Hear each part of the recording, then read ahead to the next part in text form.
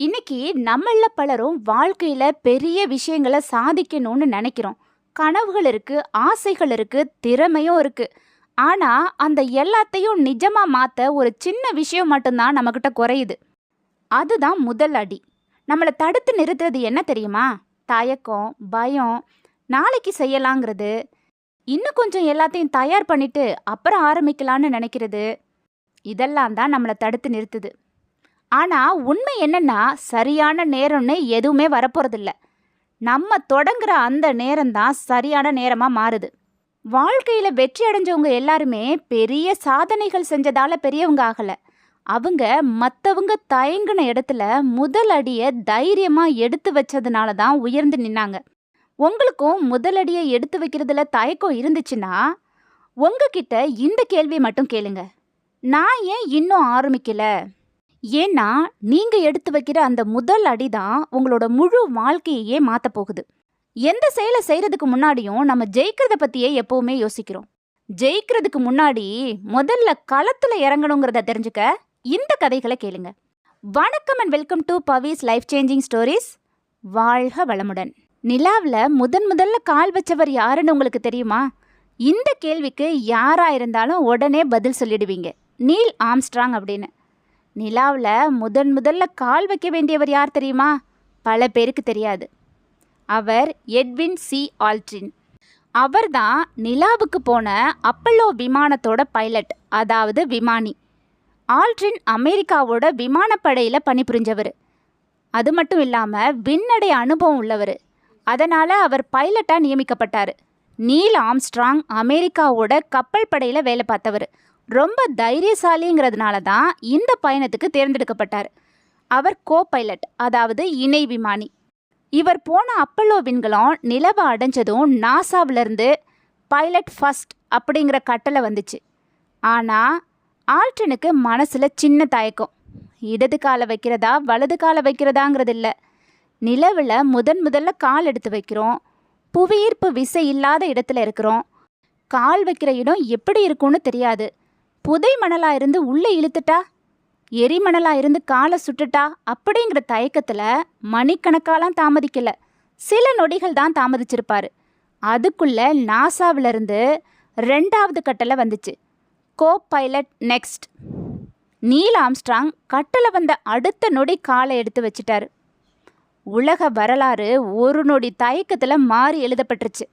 திறமையும் தகுதியும் இருந்தும் கூட தயக்கத்தோட காரணமாக தாமதிச்சதுனால இன்னைக்கு ஆல்ட்ரினை யாருக்குமே தெரியல. முதலாவதாக வர்றவங்கள தான் இந்த உலகம் நினைவில் வச்சிருக்குங்கிறது மட்டும் இல்லை, தயக்கமும் பயமும் எந்த அளவுக்கு நம்மளோட வெற்றியை பாதிக்குங்கிறதுக்கு இது ஒரு சிறந்த உதாரணம். இனி நிலவை பார்க்குறப்பெல்லாம் இந்த சம்பவத்தை நினைவில் வச்சுக்கோங்க.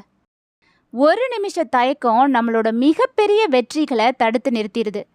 நம்ம எல்லாருமே மிகப்பெரிய சாதனைகளை படைக்கிற வல்லமை உடையவங்க தான்.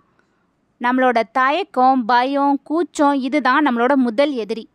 பலருக்கும் தன்னோட தவறுகளை களையிறதுல தயக்கம், தவறுகளை தட்டி கேட்க தயக்கம், அடுத்தவங்களை பாராட்டுறதுல தயக்கம்.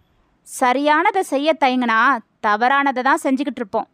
அதனால் நல்ல விஷயங்களில் தயக்கத்தை தவிர்ப்போம், தலை நிமிர்ந்து நிற்போம். ஒரு நாட்டை அரசர் நல்ல முறையில் ஆண்டுகிட்டு வந்தார். அந்த நாட்டில் உள்ள மக்கள் எல்லாருமே செல்வ செழிப்போட சந்தோஷமாக வாழ்ந்துட்டு இருந்தாங்க. அமைச்சர்கள் அரசருக்கு சரியான முறையில் பிரச்சனைகளை எடுத்து சொல்லி அதை சரி பண்ணுறதுல ஆர்வம் காட்டினாங்க. அரசருக்கு ஒரே ஒரு மனக்குறை தான் இருந்துச்சு, அவருக்கு ஆண் வாரிசு இல்லை. முதுமை நெருங்க நெருங்க அவருக்கு கவலைகள் அதிகமாயிருச்சு. தனக்கு பிறகு இந்த நாட்டை ஆள்றதுக்கு திறமிக்க ஒருத்தன் தேவைங்கிறத உணர்ந்தாரு. அதுக்காக தன்னோட அமைச்சர்களையெல்லாம் வரவழைச்சு ஆலோசனை பண்ணாரு. அமைச்சர்கள் எல்லாரும் கலந்து பேசி கடைசியா ஒரு போட்டி வச்சு இளவரசனை தேர்ந்தெடுக்கலான்னு முடிவெடுத்தாங்க. அந்த முடிவுப்படி ஒரு சின்ன குளத்தை வெட்டி அதில் விஷ ஜந்துக்களை போடணும். அந்த குளத்துல குதிச்சு யார் ஒருத்தர் நீந்தி மேலே வர்றாங்களோ அவங்க தான் நம்மளோட இளவரசர். அரசர் அவருக்கு தன்னோட மகளை திருமணம் முடிச்சு வச்சு அரச பட்டத்தையும் சூட்டுவாருன்னு போட்டிக்கான விதிகளை வகுத்தாங்க. அரசரும் அவங்களோட ஆலோசனையை ஏற்றுக்கிட்டாரு. எல்லாரும் கலந்து பேசி ஒரு குறிப்பிட்ட நாளில் போட்டி நடத்தலான்னு முடிவு பண்ணி எல்லா நாடுகளுக்கும் அறிவிப்பு ஓலையை அனுப்பி வச்சாங்க. அரசரோட மகள் ரொம்பவே பேரழகிங்கிறதுனால அவளை திருமணம் பண்ணிக்கணும்னு பல நாட்டு இளவரசர்களும் ஒருத்தருக்கொருத்தர் போட்டி போட்டுக்கிட்டு இருந்தாங்க. இந்த அறிவிப்பு அவங்கள மேலும் உற்சாகத்துல ஆழ்த்துச்சு. அரசர் வச்சிருக்க போட்டியில பங்கேற்க விருப்பம் இருக்குன்னு அவங்க எல்லாருமே பதில் ஓலைய அனுப்பி வச்சாங்க. போட்டிக்கான நாளும் வந்துச்சு. ஒரு பெரிய மைதானத்துல நாட்டு மக்கள் எல்லாரும் அவங்களோட புதிய இளவரசரை பார்க்கறதுக்காக ஆவலோட கூடியிருந்தாங்க. அந்த மைதானத்துக்கு நடுவுல சுமார் 600 அடி நீளத்துல 500 அடி அகலத்துல 100 அடி ஆழத்துக்கு பெரிய அளவுல குளம் வெட்டப்பட்டிருந்துச்சு. சுத்திலும் பாதுகாப்பு வீரர்களை நிக்க வச்சிருந்தாங்க. அதுல தண்ணீர் நிரப்பி விஷ ஜந்துக்களை விட்டிருந்தாங்க. எது கிடைச்சாலும் அதை ஒரேடியா விழுங்கக்கூடிய முதலைகள் அப்பப்ப தலையை காட்டிக்கிட்டு இருந்துச்சுங்க. மக்கள் அந்த ஜந்துக்களை பார்த்து பயந்து போயிருந்தாங்க. அரசர், அரசி, அவங்களோட மக எல்லாரும் மைதானத்தின் முன்பக்கத்துல போட்டிருந்த மேடையில உட்கார்ந்துருந்தாங்க. அமைச்சர்களும் அவங்க கூட இருந்தாங்க. புதிய இளவரசருக்கான கிரீடம் நேர்த்தியான முறையில தயாரிக்கப்பட்டு பட்டு துணி மேல எல்லார் பார்வையில படுற மாதிரி உயரமா அமைக்கப்பட்ட தூண் மேல வச்சிருந்தாங்க. இளவரசர்கள் எல்லாரும் தங்களோட படை பரிவாரங்களோட போட்டி போட்டுக்கிட்டு மைதானத்துக்கு வந்தாங்க. வந்தவங்க குளத்துல பசியோட அலையிற விஷ ஜந்துக்களை பார்த்த உடனே 10 அடி தூரத்துக்கு முன்னாலேயே யூட்டன் போட்டு திரும்பி ஓடிட்டாங்க. அரசருக்கு ரொம்பவே கவலையாயிடுச்சு. திடீர்னு மக்கள் ஆரவாரம் செய்ய ஆரம்பிச்சிட்டாங்க.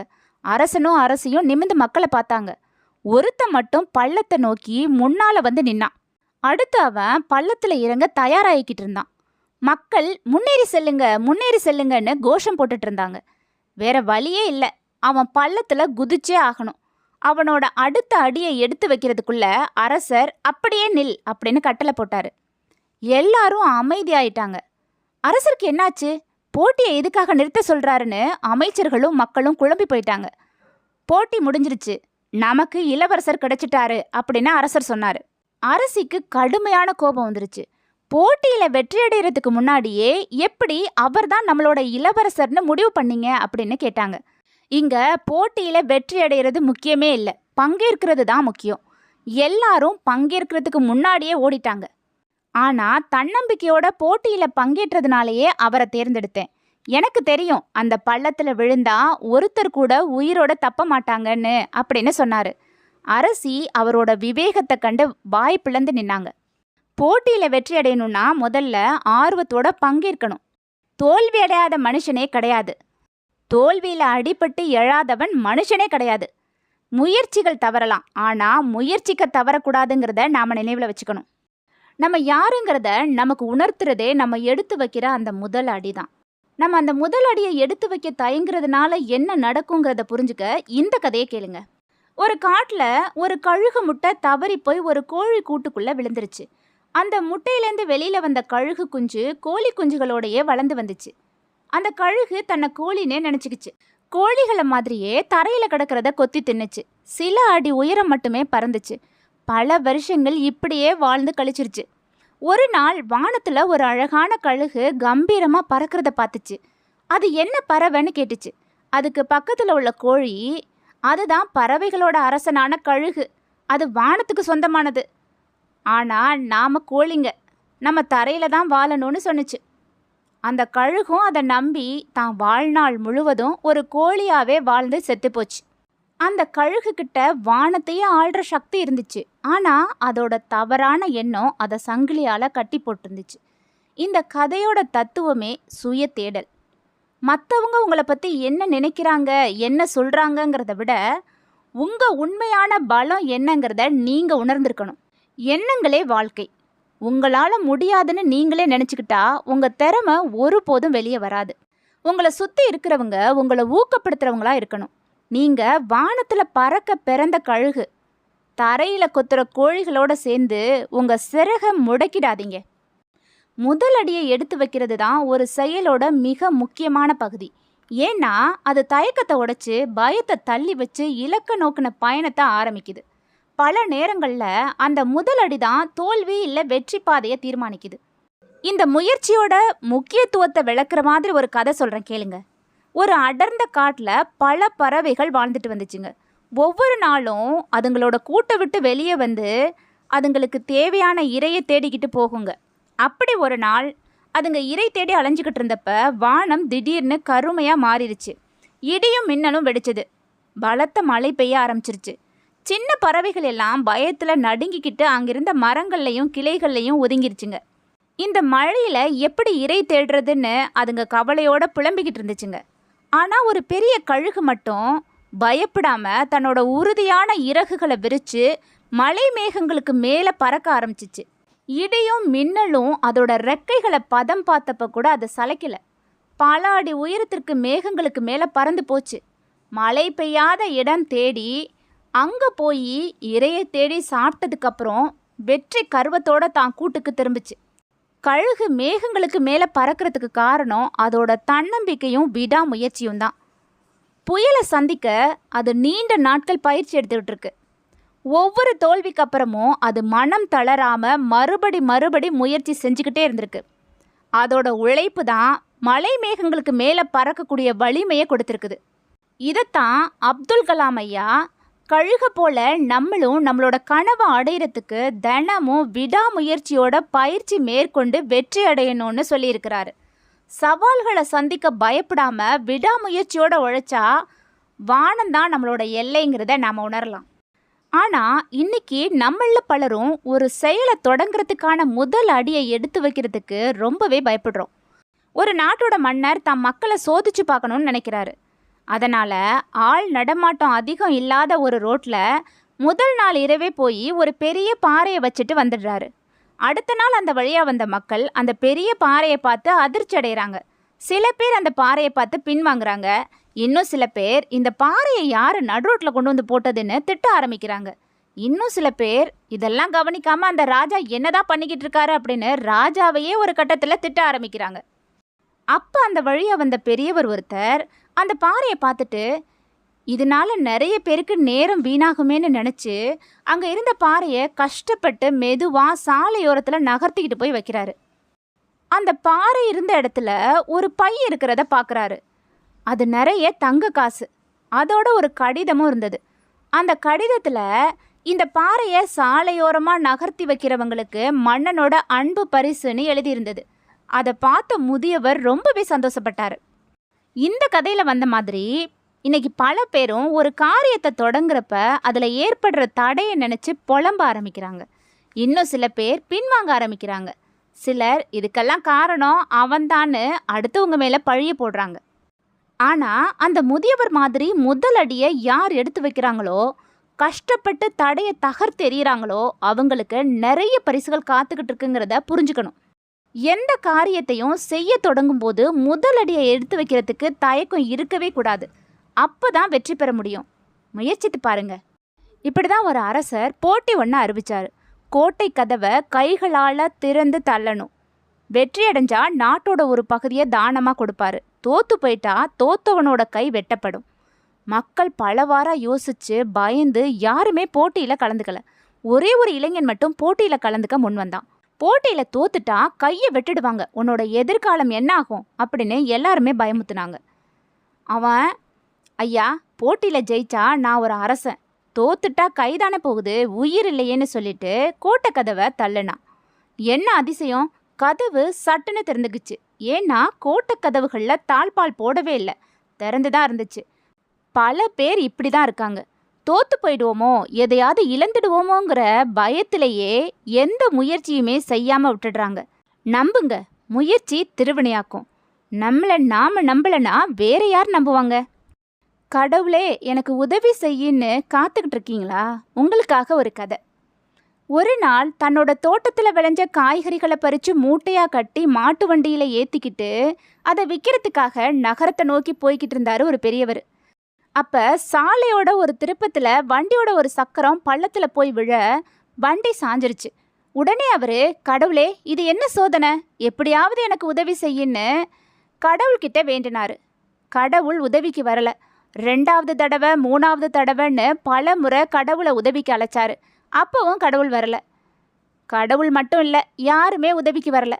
கடைசியில் பள்ளத்தில் விழுந்திருந்த சக்கரத்தை தானே தூக்கி சாலையில் நகர்த்தி வைக்க முயற்சி பண்ணார். என்ன ஆச்சரியம், தன்னால் தூக்க முடியாதுன்னு அவர் நினச்சிக்கிட்டு இருந்த அந்த நேரத்தில் எளிமையாக சக்கரம் பள்ளத்திலிருந்து மேலே வந்துருச்சு.